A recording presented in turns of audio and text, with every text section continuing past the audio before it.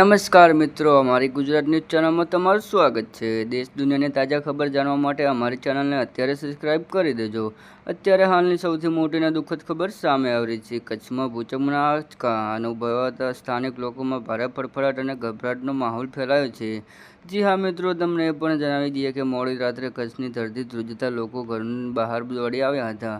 જી હા મિત્રો, વધુ વિગતવાર વાત કરવામાં આવે તો અહેવાલો અનુસાર રાત્રે 1:59 કલાકે ભચાઉ અને તેની આસપાસના વિસ્તારોમાં આ ભૂકંપનો અનુભવાયો હતો।